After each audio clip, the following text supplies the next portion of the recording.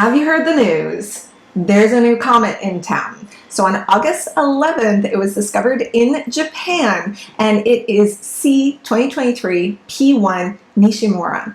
And right now, it's at about an 8.5 to 8 magnitude, but they think by the time it reaches perihelion, which is going to be September 17th/18th, that it could get to be a magnitude of 2 or 1.8.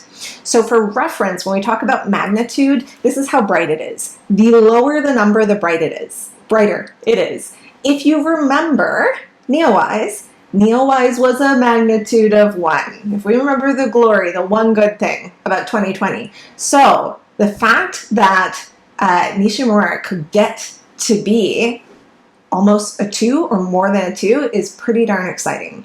I'm going to show you in this video how you can find where the comet is in the sky using both Stellarium on my computer and Planet Pro on my phone, and we're going to talk a little bit about photographing the comet. What I would like to tell you first is that this is an early morning comet. So if you are the type of person who likes to sleep in, you can be done with the video here, because this comet is best seen in the pre-dawn hours, and it is getting pretty close to the horizon depending where you live. So the first way that I'd like to show you how to find it is in Stellarium.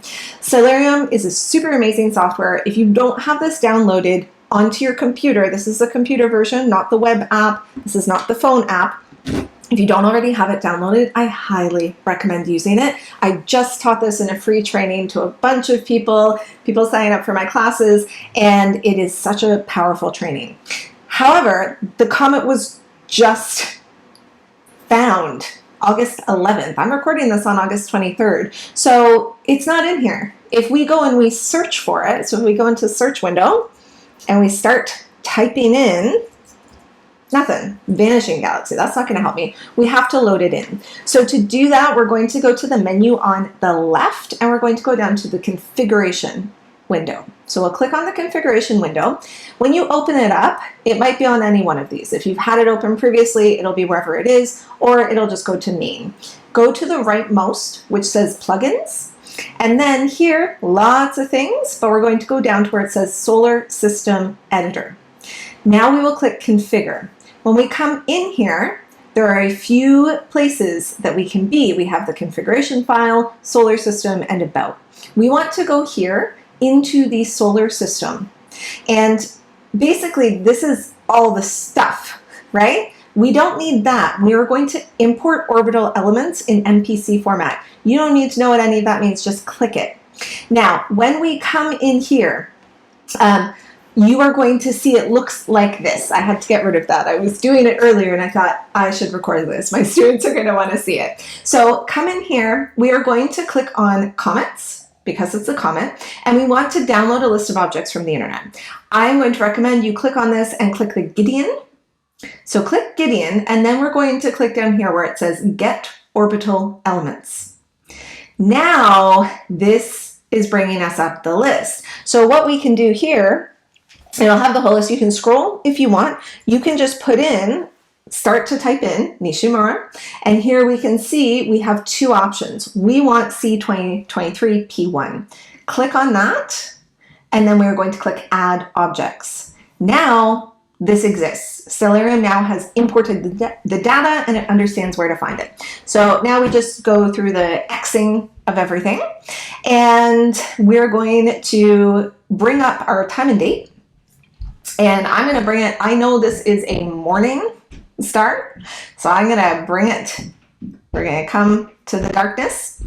And I also know this star is more to the north. So if you don't have your cardinal points down here, if you just come to the bottom, there's lots of options down here. Cardinal points is right here. I recommend having that on. Okay, so we're going to come over here just so we're kind of looking in the right direction. And now I'm going to go into my search window.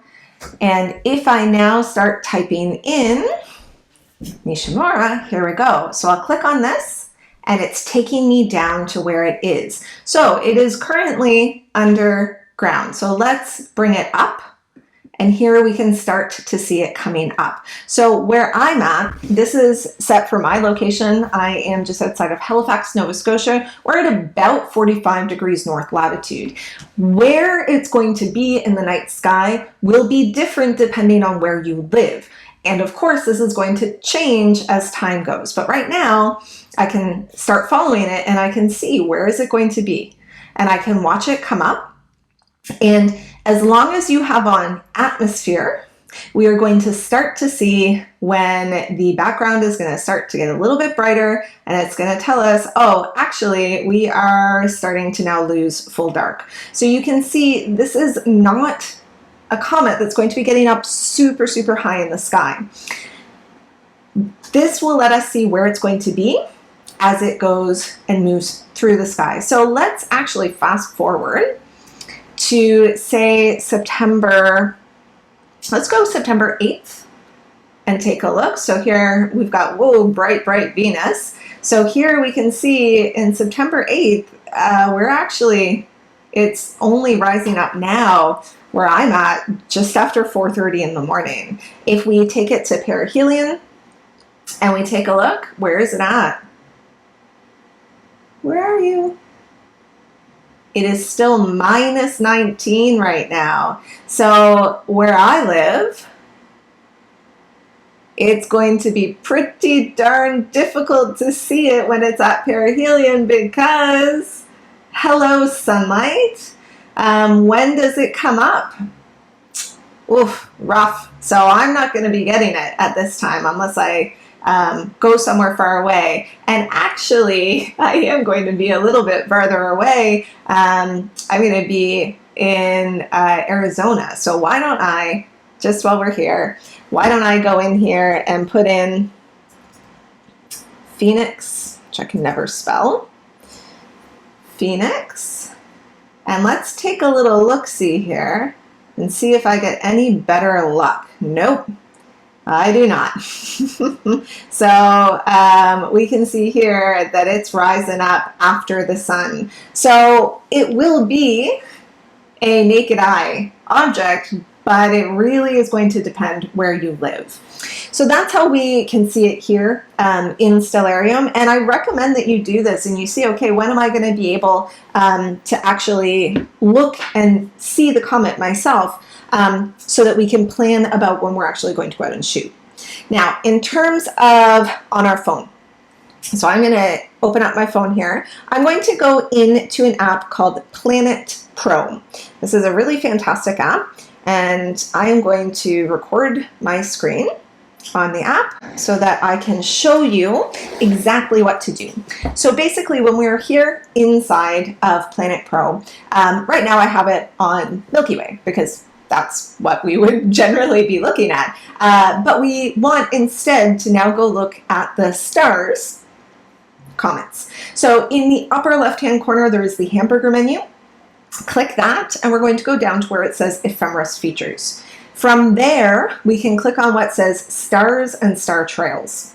Right now, mine is set on Polaris, so I'm just going to click Polaris, and now we get this list. So I will click on Comets. And you will see, there it is. Nishimura is right at the bottom. If you do not have that, you need to update. So just go into your phone menu and update the app and it will be there. So I'm going to click on the comet. Now I can see down on my bar at the very bottom, if you take a look there, you see the yellow line. That indicates when it's visible. So I'm going to fast forward to when it's visible, and then I can start to see it coming up over here. And I'm going to move my little focal length, my green over it. I can see it start to coming up. So what I like about this is that this is the perfect time to use Planet Pro to plan out exactly how you could maybe take a photo of it. If we go into the virtual reality and we click, we're going to be able to see it. Now, right now we see nothing.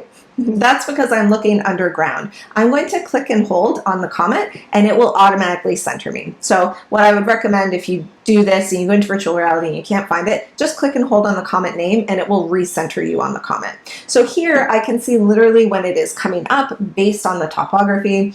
I put this on shooting over the ocean, so there's no topography. But if you are living somewhere that has mountains, or you're living in a valley or escarpments, who knows what it is. If you have that type of topography, this is really useful because you'll be able to actually see when it rises up.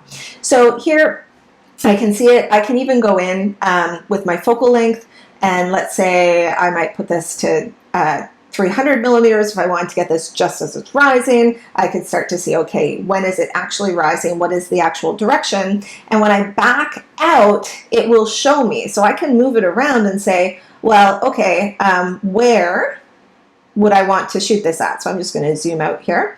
Where would I want to shoot this at? If it's in this direction, so I'm basically right now, I'm just zooming around Nova Scotia to see what would be a good place. Is there any place that I know of that would be a nice spot where I could get this rising up over some type of landscape that would look pretty darn cool?